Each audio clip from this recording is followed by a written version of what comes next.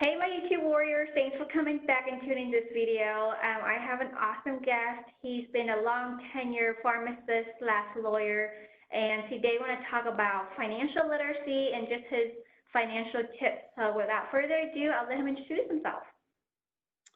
Hello, everyone. My name's Gary Cacciatore. I'm a pharmacist and an attorney. My full-time job is at Cardinal Health, where I work as Vice President of Regulatory Affairs and Regulatory Counsel. I also am an adjunct professor at the University of Houston College of Pharmacy, where I teach pharmacy law. And I do operate a side business where I write and publish pharmacy law books and provide MPJE review courses for both Texas and Florida at the current time. Awesome. So guys, today I know we have many of my audience members are pharmacy students or pharmacy residents. So we want to go and talk to him, kind of pick his brain on his financial considerations and give you guys some tips. So without further ado, we'll go ahead and ask some questions. So when you were, I know that you kind of took a, quote, 3-year to work after pharmacy school and then start law school. So what were some financial consideration that you had to do when you are taking that into consideration for your career goal? Yeah, you know, it's funny because looking back at it now, I think I might have been a little bit crazy because I got out of pharmacy school and worked for 3 years, and I got married right after pharmacy school. My wife was doing a medical residency, so she graduated medical school when I graduated pharmacy school. And so while she did her residency for 3 years, I worked as a pharmacist, and we kind of agreed when she finished that and she started working, I would go back to law school. It seems brilliant now because by doing that, one was working while the other one was, not making much money, but still making some money. We kind of took turns. It was kind of smart at the time, but it's also very stressful because not only did that, I went back to law school, so I quit working. We moved to a new city. We bought our first house. We had our first child, all in the same year, which is like all the financial stress you could imagine, right?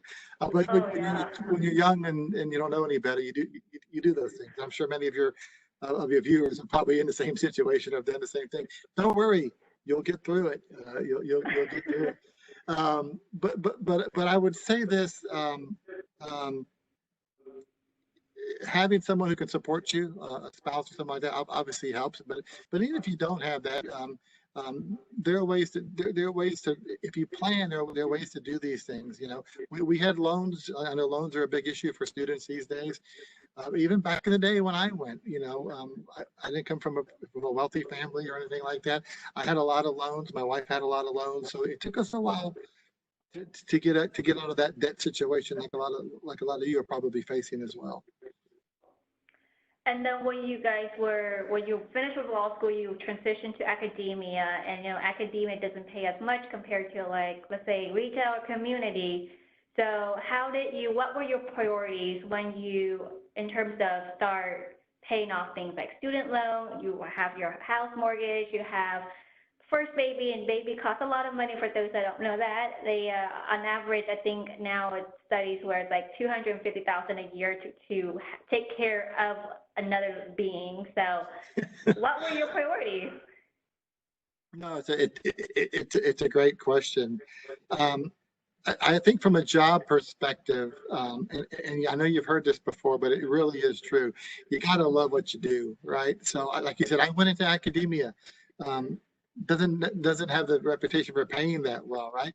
But I started teaching while I was still in law school, and I just loved it. I just loved being around the students, and I had a job offer at a law firm. It would have paid a lot higher, but I know I would have been miserable at that job, right? So and I knew I had the dedication and the drive to do different things. I didn't know if I was going to stay in academia. I ended up not staying in academia. But I'm always, looking for something that's going to make me happy. And I've been fortunate. I've been in the same job now for 22 years, and it's been the variety of things that I'm doing that makes the job happy. As far as setting priorities, it's difficult, right? The one thing I always went with something my dad told me, right? And my dad told me, pay yourself first. And this is before there was any such thing as a 401k or an IRA. Back when I was growing up, they didn't even have those things.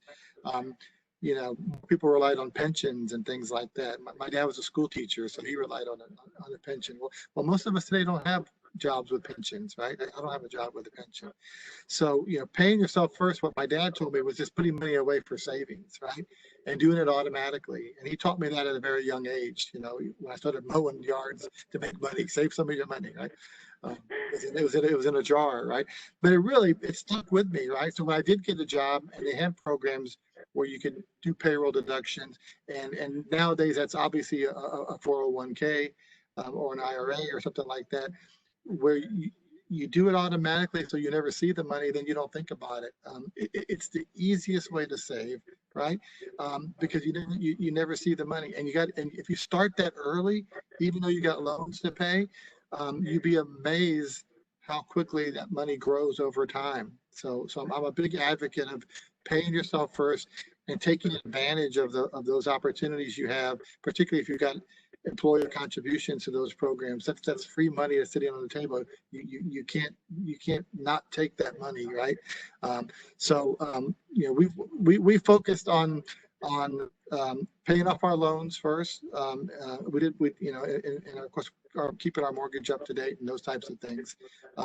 But as soon as we could, we started saving for retirement. I think when I first started, I probably couldn't do the full amount. I could do the full amount to the match, but I had to pay off my student loans first. So once those student loans were paid off, maxed out those 401ks as soon as I can, and then after that, started saving for college for the kids. Take care of yourself first. I have 4 kids, so it's a lot of saving for the college education. So. Oh my. Well, I only have one. I'm already like scratching my head on how to do it effectively. So you carry out some really important points, and I want folks to kind of take note of this. Is that really automate your savings and pay yourself first. And I think I didn't really understand this concept until recent years, right? Like being able to, because if the money's not there, you won't even miss it. Like even to start out at $50 or $100 a month, or it can make out more, great. Of course, with student loan, depending on your interest rate, 7% or so, you probably want to pay that up first before saving additional. But the rule of thumb has always been, like 10 to 15% of savings in whatever way that you can do, like from emergency fund to 401k to Roth IRA, because I think what most millennial, including myself, they're like, well, retirement is 40 years from now. Like, I got plenty of time. But you soon realize this is the one advantage you have is the time. So do it now, even with small amounts, right? So it's really, really critical in terms of automating and paying yourself first. Since you mentor and teach in academia setting, what are some mistakes that you see students or young professionals are committing in terms of financial mistakes that you've noticed? I think it goes back to what I said earlier, is chasing the highest paying job and not looking long term about am I going to be happy doing what I'm doing there, right? That's probably the biggest mistake that I see people make. I've had pharmacy students who are interested in going to graduate school or going to law school, and talk to me about that. Very few of them actually go through with it. And why? Because they feel like I got to get out there and start working and making money, right? And I warned some of them. I said, once you're out there and making money, you'll start spending more money. You're going to find it difficult to go back to school, right? So thinking long term is hard, but if you've got goals in mind, and you know long term what you want to do to be happy, don't try not to think about the short term. Think about the environment you're going to work in and make sure you're going to be happy doing what you're doing. Because if you're miserable and you end up quitting that job, was it worth the little bit extra money you got? Probably not. Yeah, and I love that you mentioned that, because I think there are a number of YouTubers out there that are pharmacists and talking about how they quit pharmacy because they get burned out. And I think it goes back to the critical component you mentioned is that they probably take on jobs that they don't like or not enjoying, and then that burns them out. Versus if you may take a lower paying job, but you have more career satisfying aspect to it that it propels you further. So I think that's a really important point. It's just don't focus on the money alone. And one thing I will also say is like don't focus on the salary alone. You got to focus on quality of life. Your PTO benefits. What are some retirement benefits the company's offering? So it's just your salary is one aspect of your job, but you got to think about globally. Like from financial standpoint, it's just not salary. It's other things that comes with it. Like let's say, like for me, I actually take a lower paying job, but it's closer commute. I commute 30 minutes instead of 1 hour. So that's also time saved. So that's kind of the quality of life. And I think many folks that come out of school, they don't think about it that way, just fix on the number of salary, but it's actually more than just that. And then negotiating, right? Be able to negotiate. There's some companies that have more wiggle room to work with in HR versus some are very fixed. But just never hurt to ask in terms of negotiating. Is that correct? What was your perspective? Yeah, absolutely. I think your point you made about the quality of life is really important too. And we see that a lot in the legal world where I'm at. So trying to hire attorneys in my group sometimes, we can't compete salary wise with the law firms, right? So you might think, well, how do you get quality people? It's the other things, right? It's the quality, it's the lifestyle, the quality of the work environment, the people you're working with is tremendously important. We got a great group of people that I love working with, and the more important thing when I interview people to join our group is like, are they going to fit in with our group, right? Can they joke around with us and fit in with our group? So building a team, having a team you work with, is really helpful. And most people that come to us take a cut in salary coming from a law firm to come work in-house at a company because of those intangible benefits, right? And not just the quality of the work, the people you work with, and like you said, you also have to look at the full benefit package, right? Not just the salary, like you said. We may not compete with salary sometimes, but we have other financial incentives in a corporation that a law firm may not have. So we've been pretty successful. It's very similar to in the pharmacy world. We don't pay as high as other parts of law, but we got good quality people who fit in well with our group. And negotiating, yeah, I think that's always important. There's an art to it, right? Yeah, you don't want to come across and do that right away. So you got to know when to do that and the appropriate way to do that, and realize if it's not successful, it's okay. It's at least you made an effort. If it's still the right job for you, I would not refuse a job if you thought it was the right job for you because you didn't get exactly what you wanted. Again, focus on the job more than just the salary. Right. And then for the time that we have, can you kind of share 2 tips for those that are new grads and getting their first job? What are something from a negotiation standpoint, how can they leverage themselves to have a successful negotiation discussion? I would say this. I would say don't just negotiate salary. Be creative and come up with some other ideas. I think one of the things this pandemic has done, I think it's opened up a lot of employers' eyes of different work models. The work at home issues, particularly if you have a family. Certain companies have always been kind of adverse to that. Even in my own company, I've seen that, and people have learned that what you can work from home and you can be productive, right? So you can negotiate around other things besides just salary, work schedule, having a day off every other week, something like that for family time to do those types of things. Sometimes even more time off or something like that. So don't just think about salary, think about negotiating, think about things that are going to make your life better from a quality standpoint. I love that, and I have to agree with that too. And when you negotiate, you also think about, in addition to like some company, a larger company, tend to have more fixed structure Yes. where there's really no wiggle room. Like I came from the VA, and the VA said, "This is it, this is it." There's really no That's the negotiation. government. Yeah, that's the government, right? Versus like a bigger corporation, they're also very fixed. Versus if you're working for like a small startup, maybe there's some wiggle room. But regardless, out of that, you can possibly talk about maybe conferences. Like I would like to go to a big conference once every year, once every other year. Things that are important to you, like I would like to take time off for this XYZ thing. So kind of speaking, and sometimes you may negotiate with HR, or it could possibly with your director or your boss that you work with, from a quality of life standpoint, and also just job satisfaction standpoint, right? So I really agree with you on that point that you made. And to route out this session, kind of what are three pearls that you would give to pharmacy students, residents, or other young professionals who are getting started on their career when it comes to financial considerations? I would say, kind of getting back to what I started with, pay yourself first. Make an effort, even if it's small. Even though while you're trying to pay off your loan, start saving early, because you have that, you got that time, right? And over time, you'll be surprised. I remember I started saving $50 a month, in a 529 plan for my son, and it just kept on doing that.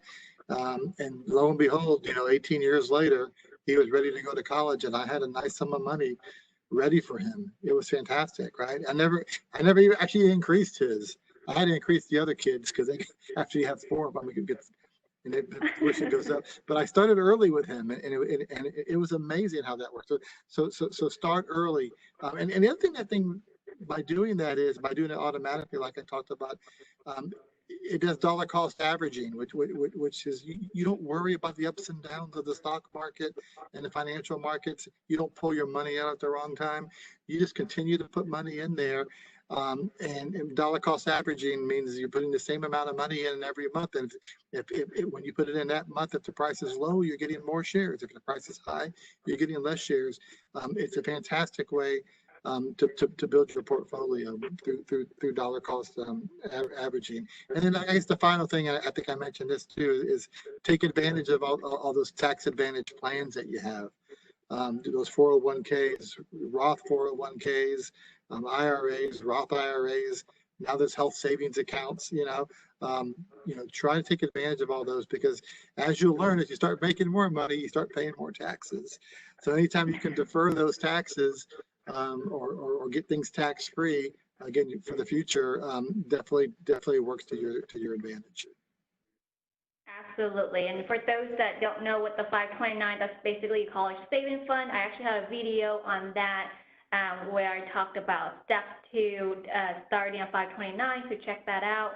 I have some other that talked about Roth IRA versus just a traditional 401(k).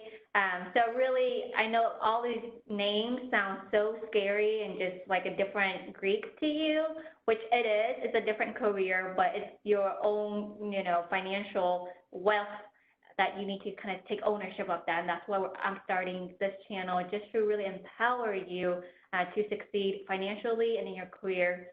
So show some love, join the community, hit that subscribe button, hit the bell so you get to see the first video that I publish, and hit a comment if there's any things that resonate with you in this video that both of us are sharing. We would love to hear from you. And let's stay engaged and connect, because we want to build a powerful community for us to share with each other. With that, we're going to close out. And one last question for our guest today. What's one thing that you splurge on?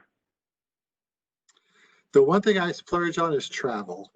I love to travel, and I save money specifically in a travel account so I can take at least one really nice trip a year. Unfortunately, right now I'm not able to do that.